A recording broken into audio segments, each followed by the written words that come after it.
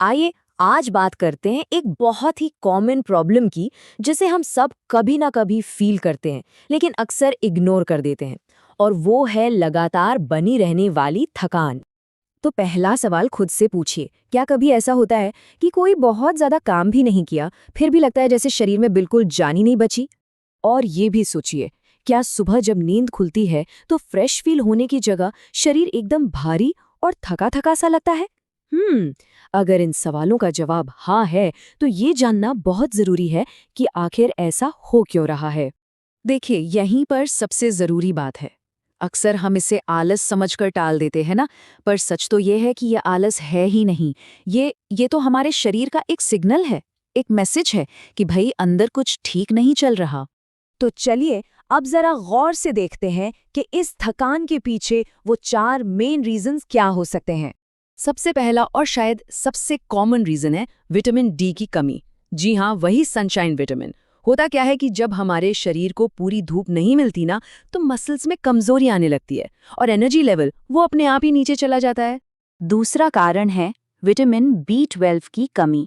अब देखिए, ये विटामिन बहुत ज़रूरी है क्योंकि यही हमारे रेड ब्लड सेल्स बनाने में मदद करता है, और यही सेल्स तो ऑक्सीजन लेकर एनर्जी बनाते हैं।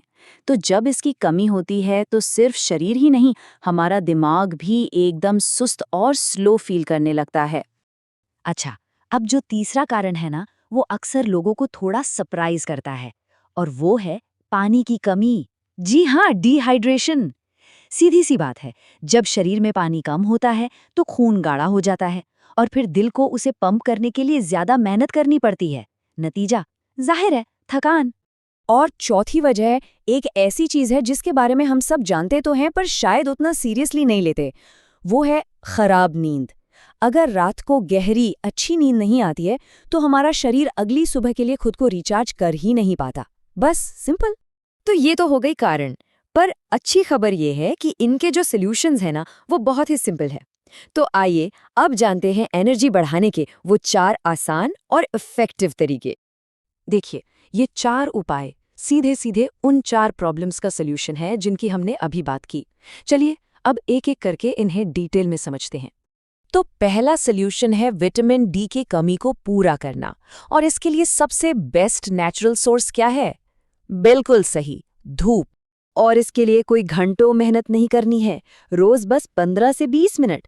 जी हाँ, सिर्फ 15 से 20 मिनट धूप में रहना ही शरीर की जरूरत को पूरा करने के लिए काफी है। ठीक है, अब आते हैं विटामिन B12 की कमी पर। इसे दूर करने का सबसे अच्छा और सीधा तरीका है हमारा खाना पीना, यानी कि पौष्टिक भोजन। अपनी डेली डाइट में दूध, दही और प्रोटीन वाली चीज़ों को ज़रूर शामिल करना चाहिए। ये B12 के लेवल को मेंटेन रखने में बहुत मदद करते हैं। तीसरा सॉल्यूशन, शरीर को हाइड्रेटेड रखना। जैसा कि हमने अभी समझा था, पानी की कमी हमारी एनर्जी को डायरेक्ट हिट करती है, उसे खत्म कर देती है। तो एक टारगेट रखना चाहिए कि दिन भर में कम से कम 3 लीटर पानी तो पिया ही जाए। ये एनर्जी बनाए रखने के लिए वाकई बहुत ज़रूरी है। और अब चौथा और आखिरी सॉल्यूशन, अच्छी गहरी नींद। यही तो वो टाइम है जब हमारा शरीर खुद को असल में रिचार्ज करता है।